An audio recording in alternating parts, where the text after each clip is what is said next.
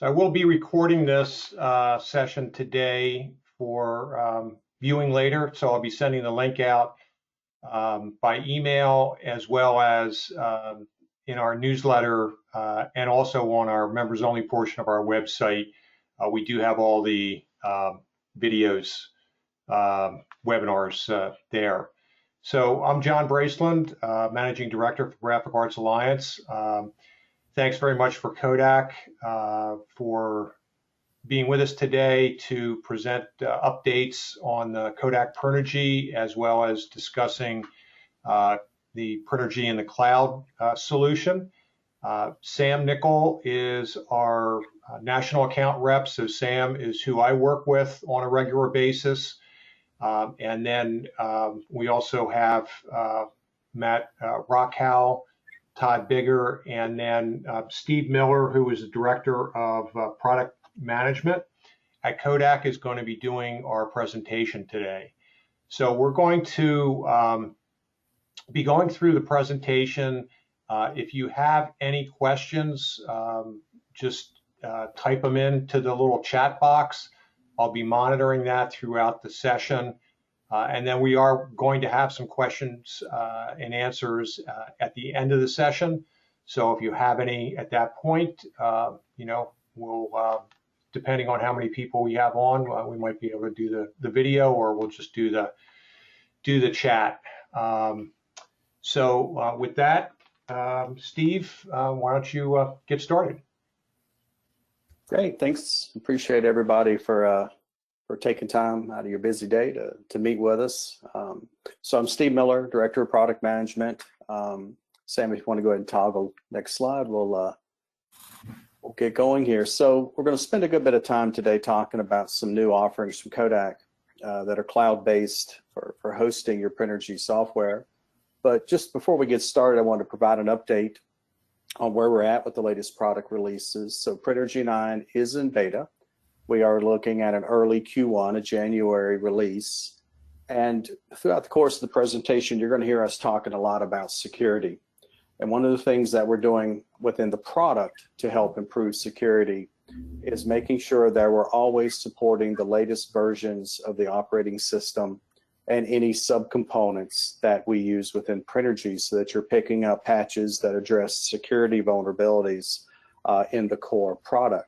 So with that, Prinergy 9 will move up to support Windows 2019 Server OS. We'll still support Windows 2016 OS as well. Latest version of Oracle, which includes some important security patches. For Prinergy Workshop, we will, and all of the desktop clients will be supporting both Catalina and Big Sur Mac operating systems. The Preflight Plus JTP, which uses the Callus PDF toolbox, we've now moved to the latest version, 11.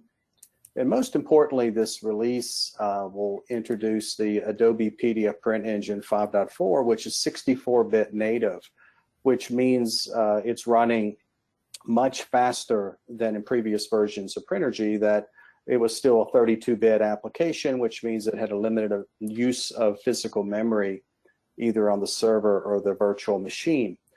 Within this release is a very interesting new feature, particularly for like packaging customers or commercial customers who have some really intricate artwork, complex paths and lots of transparency, etc.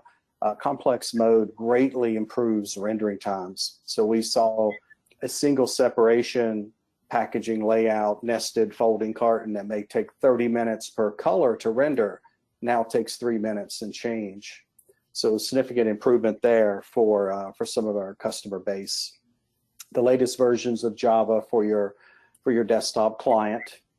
And then on the feature side, we have improved the CTP integration with Prinergy Track. So what that means is from the Prinergy Track browser-based UI, you can completely control the CTP device from afar. So you can change the queue, you can pause the queue, resubmit jobs, resubmit files for output. So really handy, especially like for weekend situations where the pre-press department might be imaging plates on an autoloader and they want to manage it from afar while they're working on today's job. they now have that ability to do so. Or you can log in from home and see the status of your CTP device and control it through Track, which is very handy in today's COVID world where, at a moment's notice, sometimes we have to send people home to work. So really a nice enhancement to the Prinergy workflow. We also are introducing a new replacement to the old Flash-based Prinergy dashboard that was somewhat limited in scope and functionality of what it could do. For those who aren't familiar, Flash has also been deemed a security vulnerability because the age of the code and the some of the exploits that you can make in the code that could compromise the system. So that's why it was pulled out. The good news here is over to the right, you see the new Prinergy on-demand portal, and every customer who's on a support contract is entitled to a free tenant account with 5 client licenses available at no charge, and we're mining data off your Prinergy system every 60 seconds and presenting that back to you to help you have a more informed set of conditions and information on which to make business decisions. And I'll show you some examples as we go through the presentation. We've also added a really neat feature to improve ink distribution. So particularly for like packaging customers where you'd have a nested step or repeat layout, because of the complex masking, in some cases you couldn't get an ink take-up bar in close to the design. So it limited what you could do with ink distribution. We've created a unique algorithm that really follows the shape of available real estate to place a take-up bar in.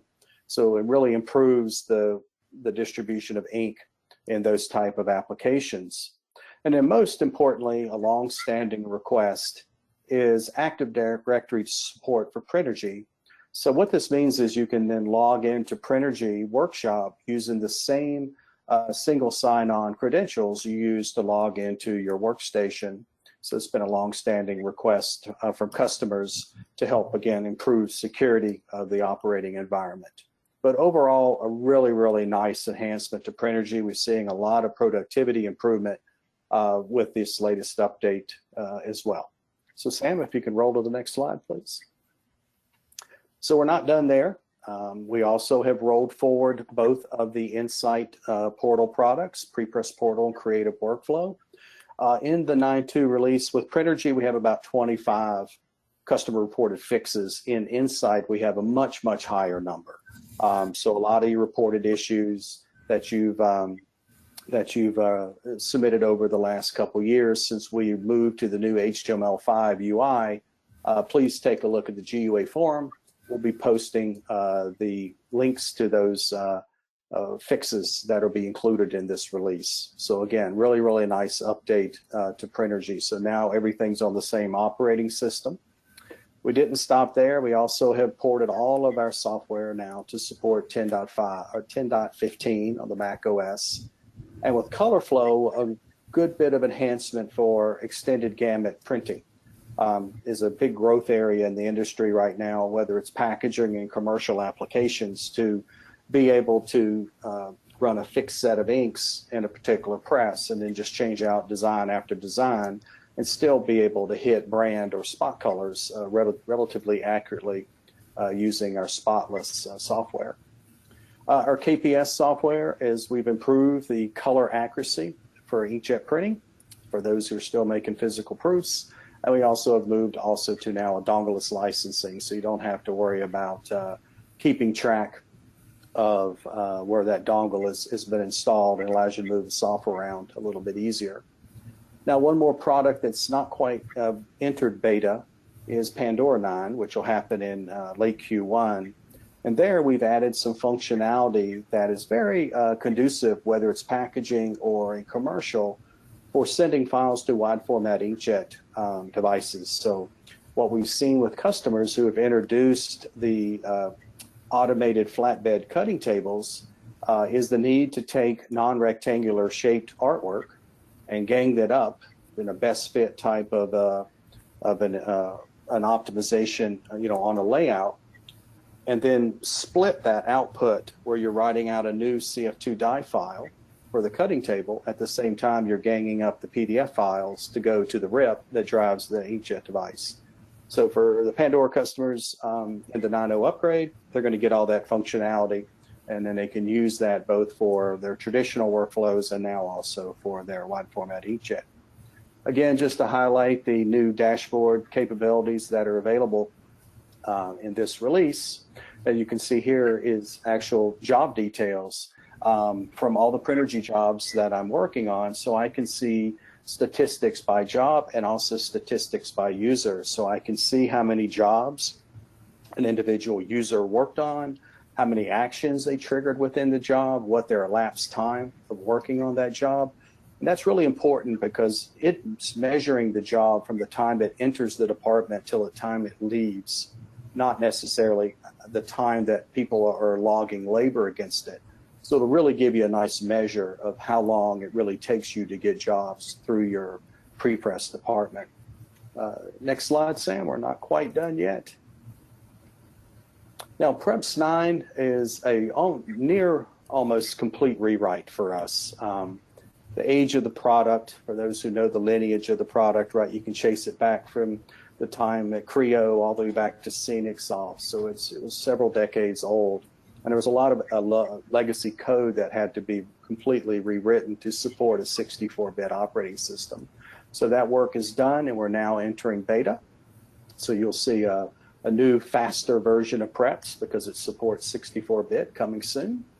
And the other thing we took a look at in this release is we had two software applications that work with raster data that kind of did the same thing. One was used for pure QA purposes, virtual proofing, and another was used for QA and optimization of flexo plate media. So what we've done is we've merged those two code bases when we ported them to Mac OS 10.15. And what this allows is you get new features for free for QA. There's a line screen, angle finder, etc., a compare function. And then we have a packaging and a commercial mode. I've got somebody in the background if you could. Like how you're talking. And then last but not least, as I mentioned, is in our Cloud Service 1.5.1 release are the new job activity dashboards. And here's one I think you'll like. This is an example of the imposition usage dashboard. So as we've gone around and talked to customers over the last many, many years, we always had the same problem where we had a large number of imposition templates, and we didn't really know how many we were using.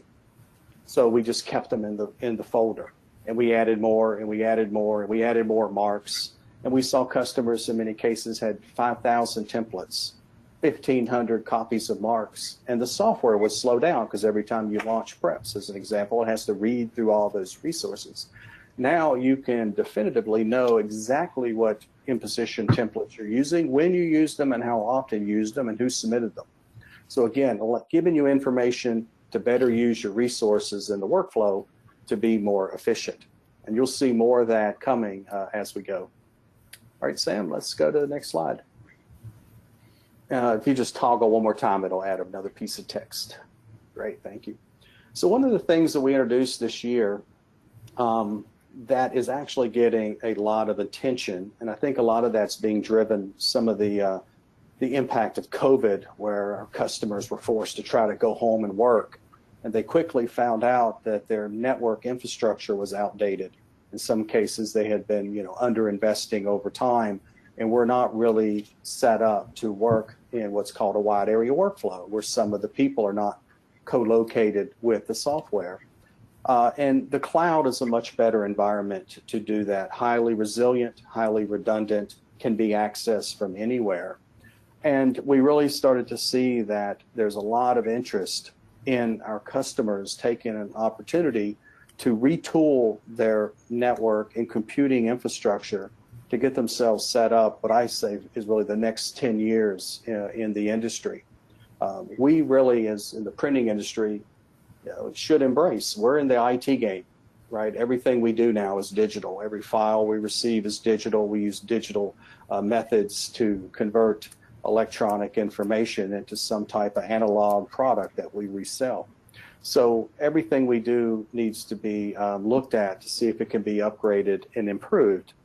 The other challenge we saw pre-COVID, but it's been growing, and it may be even as big of a challenge to our customers, is cyber crime.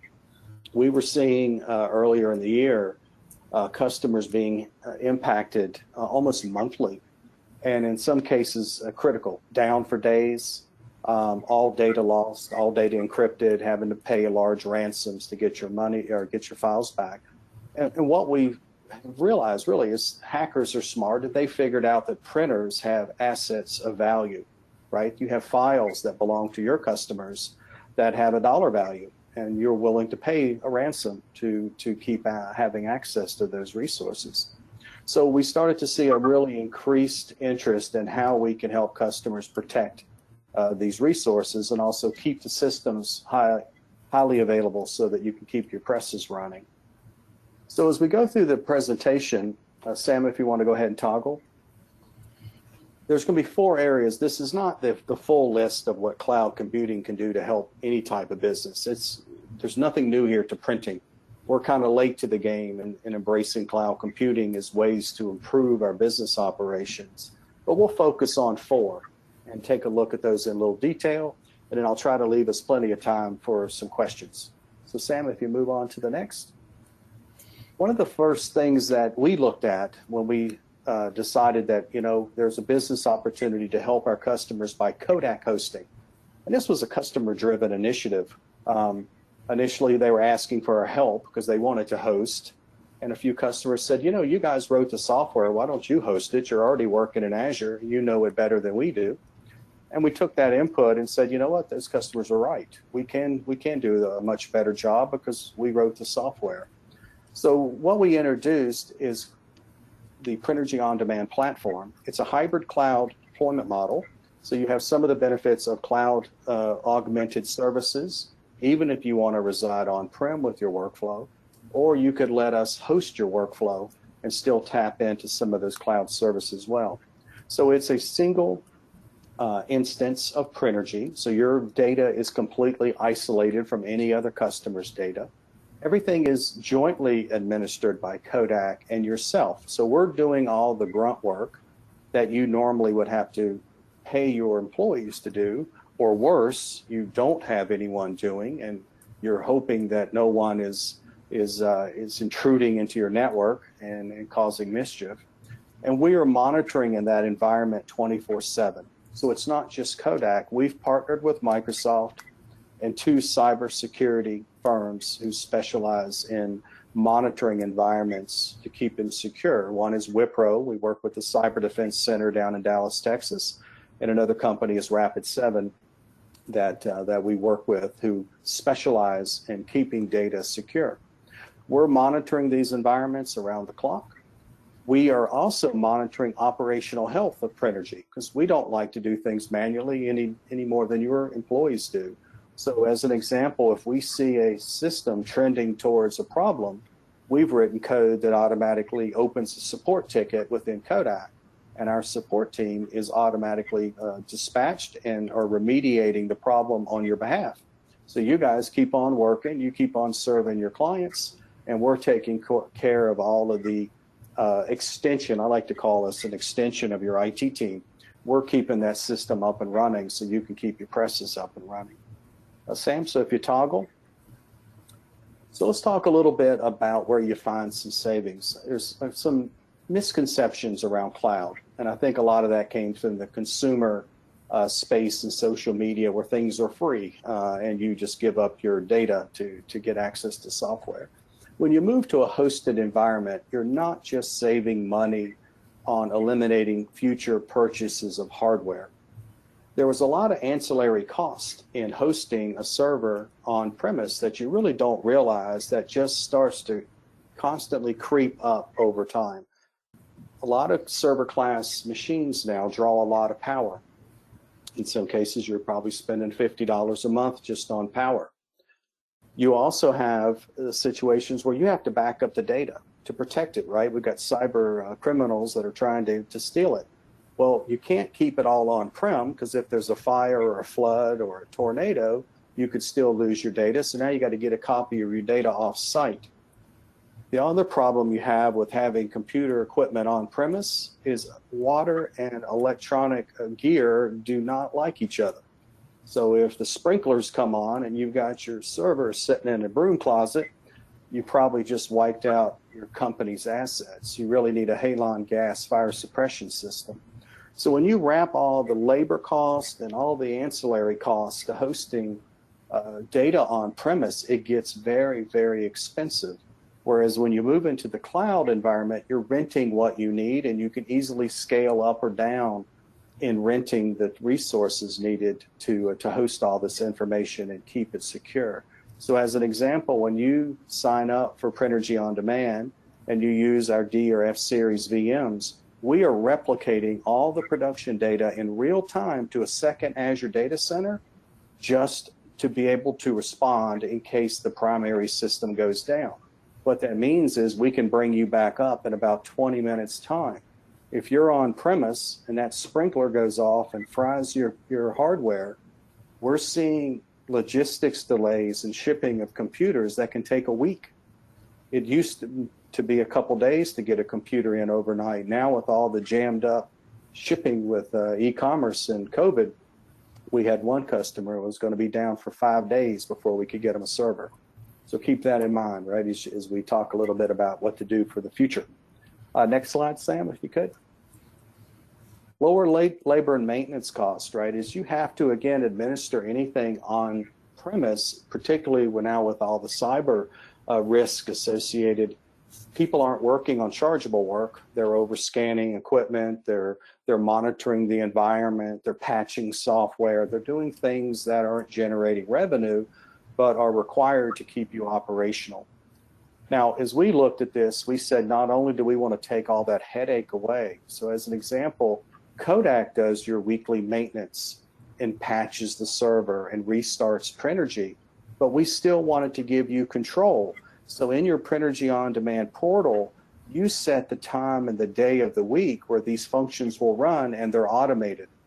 So we have eliminated our labor as well. We're automating these tasks and things of that nature you could not do yourself on premise. Next slide, Sam. Improving productivity. This is another area, again, that we could add a lot of value because, again, we wrote the software. So we could tune it to try to maximize the productivity of the system. And I've got some slides in a few minutes that'll go through that a little bit more detail because we wanted to offer something more than just hosting your software. We wanted to put in place an environment that allows your business to grow and to thrive. Next slide, Sam. And this is the big one, enhanced security.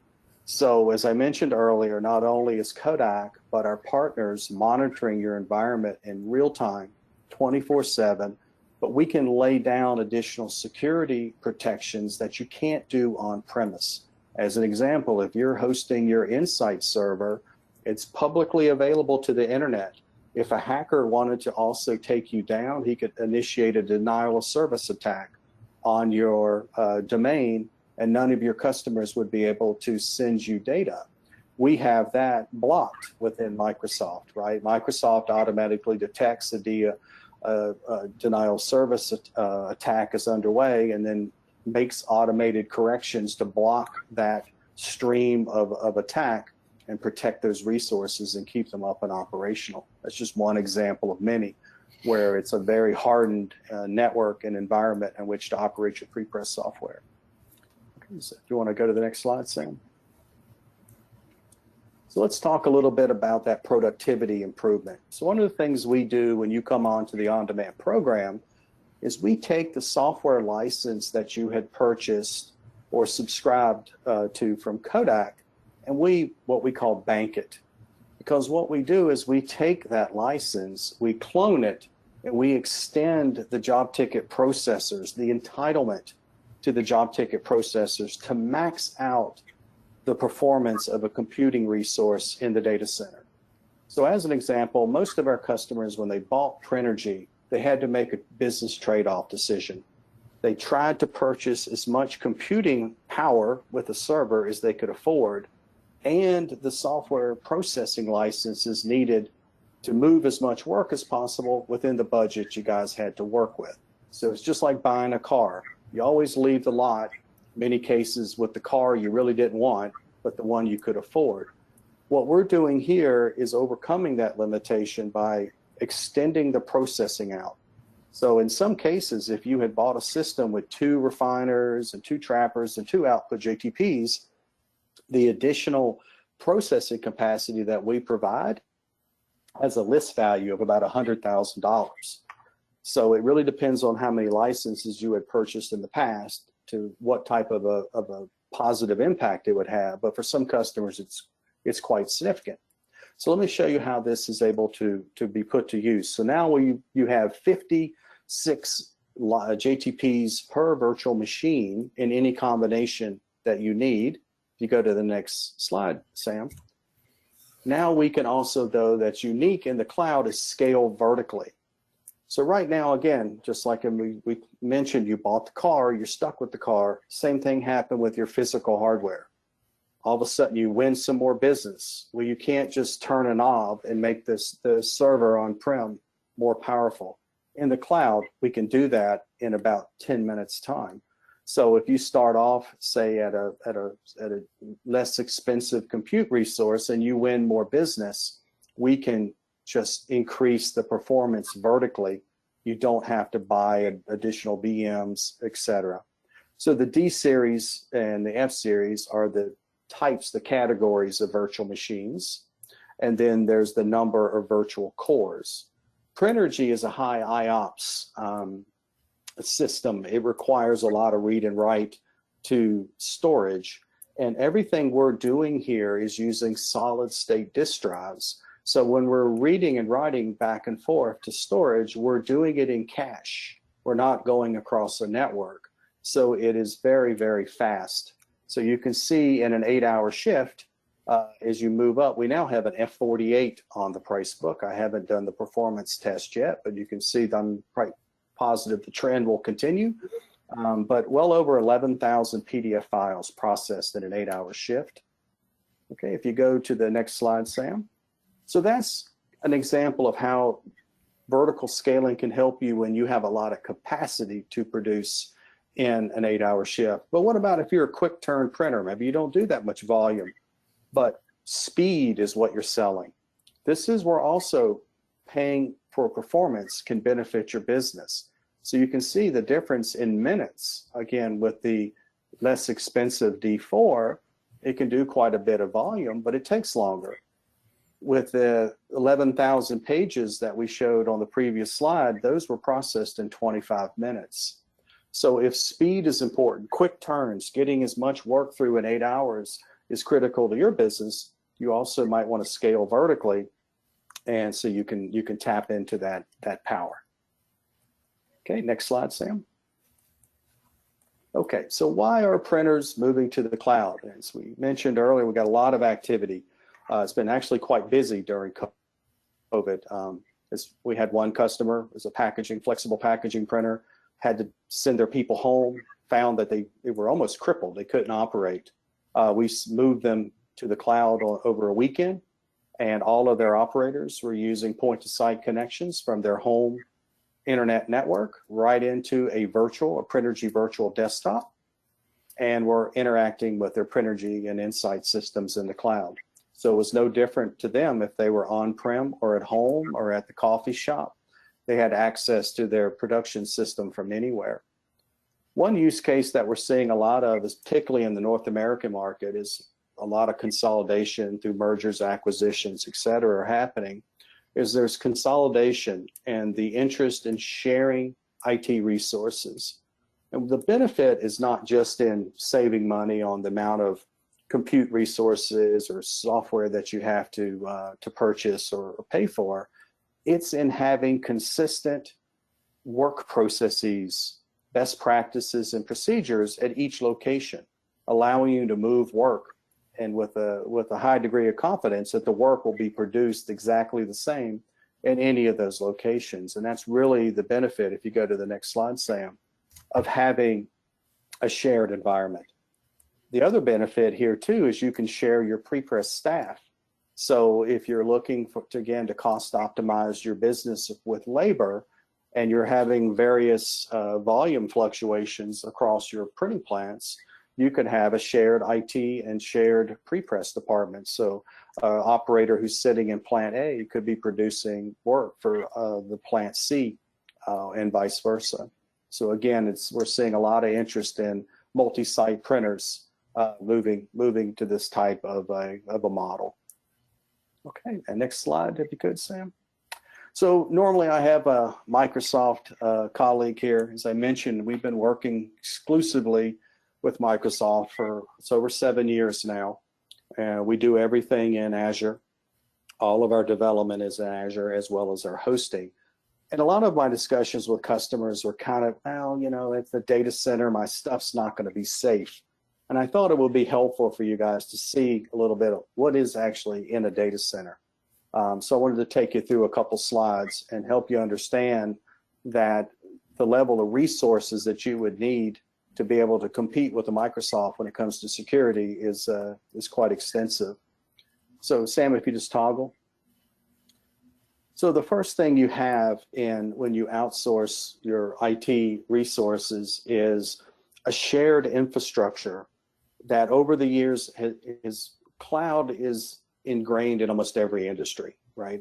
If you're using Office 365 for your email or Gmail or many other software applications, you're already working in a data center. And what Microsoft has done and other cloud service providers have done have continually hardened this infrastructure, both from physical access and virtual access. So if you just click your mouse, Sam, will highlight a couple of things here. So around the perimeter, there's cameras, there's 24-hour security staff, there's barriers and fencing. I'm a big cyclist, and one of my rides, I go past one of the Microsoft data centers where we have software hosted, and I wanted to take a picture, and I couldn't get a picture made before the security guy shooed me away. And I was in the public street. The other thing you have now, if you toggle one more, Sam, is within the building. You cannot just freely walk into this building. There's two-factor access controls, biometric readers, card scanners, security ops. Each role is separated, so certain people aren't even allowed into the data room, right, where the servers are. And it's also, they're set up for seismic bracing. So if there's an earthquake, they can stay operational. Anytime they replace hardware or storage disk, they are shredded on site and ground down to dust. So the data that's in that facility is incredibly secure. Now, I know many people are like, well, hardware fails, Steve. What about hardware failure? Microsoft has an AI-driven feature that they've developed that allows the operational functions of the computing resource and storage resources to be monitored. If they detect that your virtual machine, the hardware that is running on, is trending to failure, they move your virtual machine to another computing resource while you're using it. You are not down. So they move you before there's even a failure. It's very rare now that they have hardware failure as a disruption. In addition to, they have multiple internet connections from different internet suppliers coming in from different access points onto the property. So if the local town digs up a fiber line, they do have slow performance, but they're still operational. And then last but not least, if you just toggle one more time, Sam, days of backup power. The data center can run for 30 days without power. Okay, many of you cannot do that. We can't run 3 hours without power. So what that means is if the internet is down at your location, as an example, it's not down at the data center. You can dispatch your employees home, use their point-to-site connections to log into the Prinergy system, produce jobs. Customers are still sending you files because your Insight system is in the cloud as well. No one knows you're down. And then you just bring your TIFF files back. And many of the customers we work with, we help them develop a business continuity plan to even deal with internet disruption at the printing plant. And then all of this physical infrastructure is overlaid by an investment of over $1 billion a year in security by Microsoft. Next slide, Sam. So just to give you an idea of scale, so if you just want to toggle through, Sam, this is their Dublin data center, and these are regions of stacks of computing resources and storage resources that tens of thousands of customers are using continuously at any given point in the day. Well, that's fine. Go on to the next slide. So you can understand the size of the investment that's being made here is unprecedented, right? To be able to tap into that as a small business or a mid-sized business owner is amazing. You get all these resources that the big guys have, and you can do it at a very affordable price point. Just toggle through, Sam, as we go to the end here. What's important on this is security is paramount now. As I mentioned earlier, we have customers being impacted daily, and we've seen some pretty gnarly outcomes.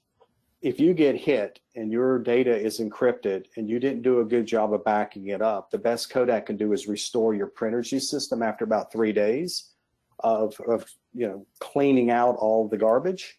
And then you've got to go to your customers and explain to them why you lost their data. So this is where we have gone above and beyond. Some people are like, oh man, it's a little expensive. Well, it's expensive for a reason. So we have 2 tiers of offering. Our D and F series include Azure Site Recovery. We're backing up your data to a second data center where there's a copy of that Prinergy system with all of the work that you're doing with about a 2-minute lag ready to be fired up in case it's needed. We also take 30 days rolling snapshots of data, including your Oracle nightly data backup. Those are called recovery points. One of the challenges with replication is if I get infected on one computer and I replicate it to another, I'm in no better position, right? I just infected 2 computers. With backups, you have what's called a recovery point. You can go back to a point in time before you were infected, restore to that point, and just accept there is some data loss, but not all data loss. Okay, so that's really, really important to think about. And this is the reason. You can just toggle on through, Sam, so they can read how cheap it is. Hackers have figured out they have an online marketplace to sell their malware. And for a few dollars, and part of the cut of their earnings, they can rent attack software and just unleash it on your small business. And it doesn't cost them a dime, and it's completely automated.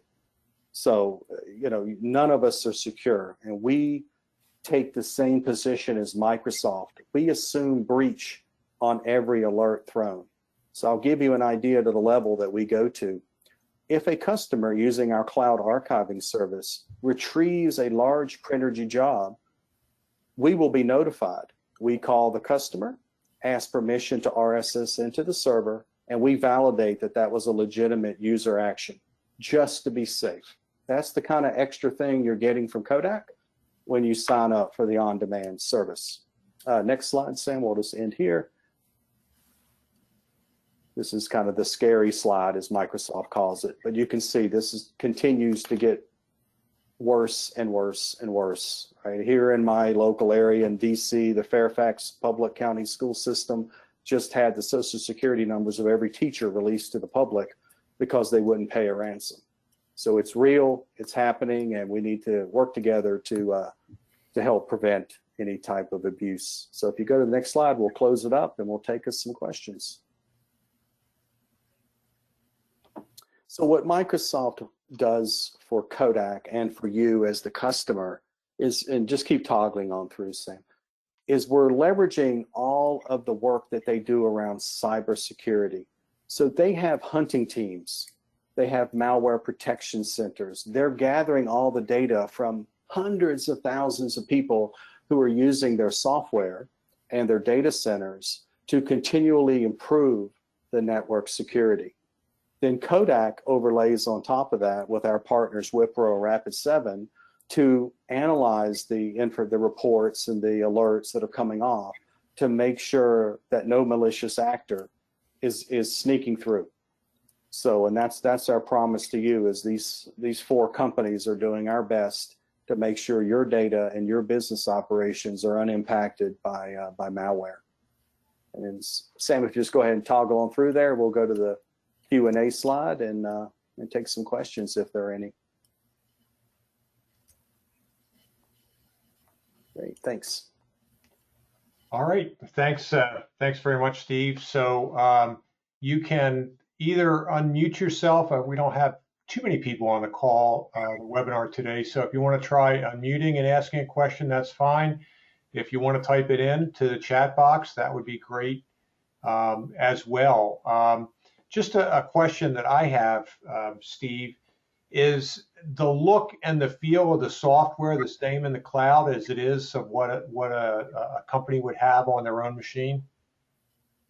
Yeah, correct. When we have the hosted software, it is Prinergy as you know it and love it. So there's two different deployment models, and this is really a good segue into a topic around bandwidth and latency. So depending on the network connection and speed that you have at the plant, you can deploy in two models. You could choose to use the Prinergy virtual desktop, which is you log in through remote desktop on your Mac. You log into a dedicated virtual desktop running the PC operating system in the cloud, where you have a copy of all the Kodak software, and we do all the upgrades. We take care of all that client upgrade of that software for you. What the advantage there is, you're working with Prinergy Workshop, Color Flow Preps as you know it today, but you're working in that virtual environment. You're in the data center, and the only information that's coming back on-prem while you're working is the display information in your computer and the mouse and keyboard commands. And then when you're done, you pull down your TIFF files or your PDF files for printing, and that's really your only outbound flow. If you have enough internet bandwidth between your plant and the data center, you can still work off of your desktop computer as you do today, because we have connected your virtual network in the data center to your physical network through a VPN gateway. So you're interacting with the software across what's called a wide area network or a wide area workflow. And it's no different than, if you had the server down the street in another building. It's the same network topology. The only thing new that you would have to, get used to is the Prinergy on-demand portal, of course, that you see here on the screen. And there's a navigation bar to the left, and then individual blades that you see here highlighted. If you see the little green icon, that means they're active for your account. And if they're gray, that means that's something that's available to be purchased if you so need it. And we'll continually update this with additional features and functionality. Okay, any other questions? So if you go from local host to a Kodak hosting, what's that migration kind of look like? Yeah, so typically what we do is a lot of pre-planning. We actually offer the ability for a customer to do an eval environment where they rent for a few months a Prinergy system, and we connect it to your network, and then you guys can kind of test it out and see what it's really feels like.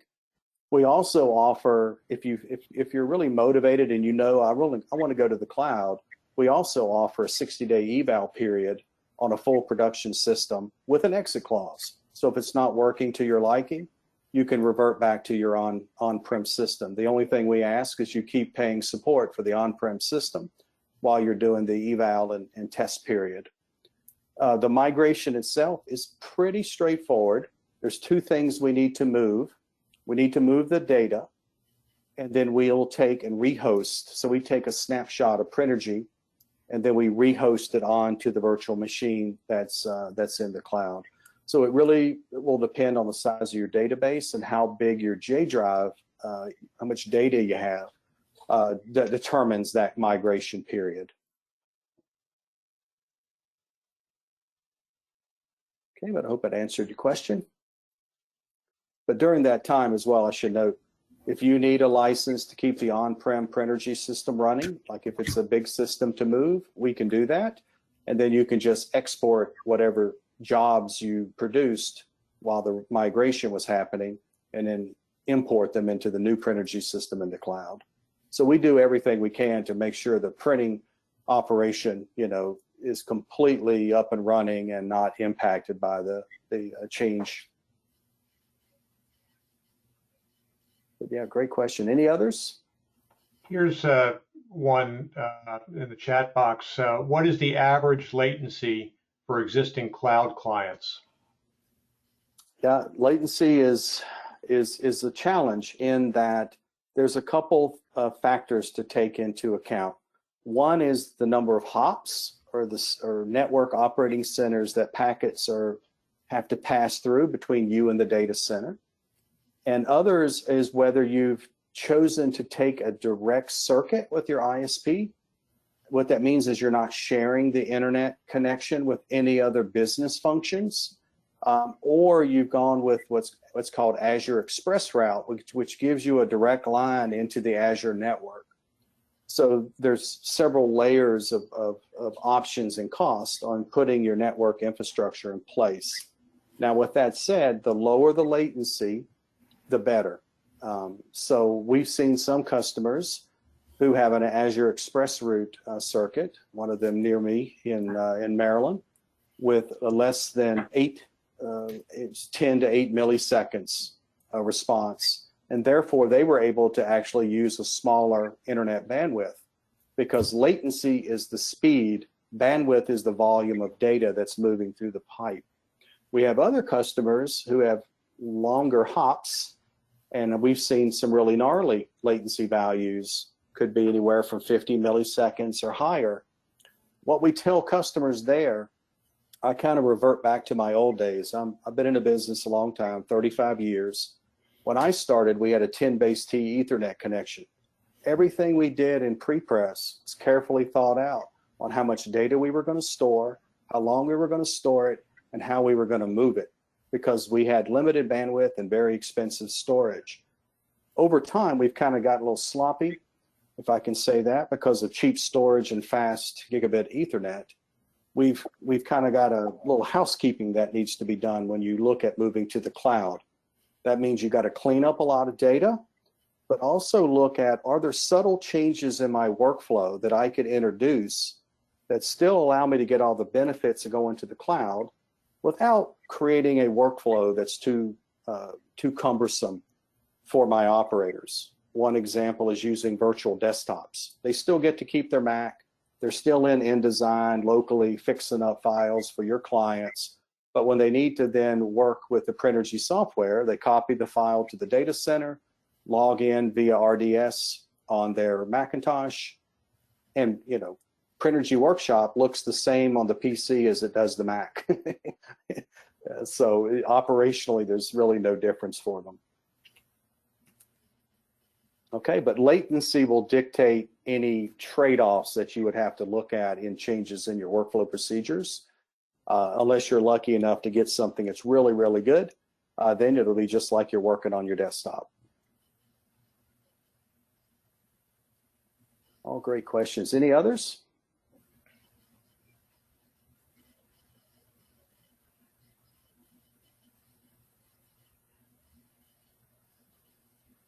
Any questions on the products that that we may have interest in? Or any questions anybody has on the new upgrades that are happening that we reviewed in the beginning of the presentation.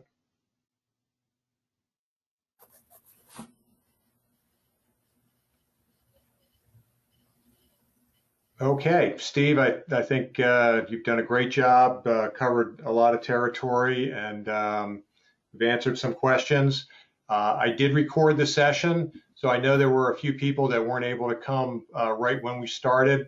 On Monday, I'll be sending the presentation out to everyone via email, and then it will be available in our newsletter, under the webinar section in our newsletter, and also in the members only section on our website. will be on there as well. So again, thanks for taking the time today, and Sam and Steve and everyone else from Kodak. Thanks for the presentation. And as always, if you all know your local Kodak rep, if you have any questions or any issues, just let me know, and I'm happy to help hook you up with some of the other Kodak folks. Yeah, John, I was going to say, if there are any questions, they can, if you don't know who to contact, just work through John. John, you can contact me, and I'll make sure that the right person gets back in touch and follows up. And thank you for hosting us, John. Thank you for the invitation. You're welcome. Okay. Thanks very much, everyone. Yep, thank you. Have a great day.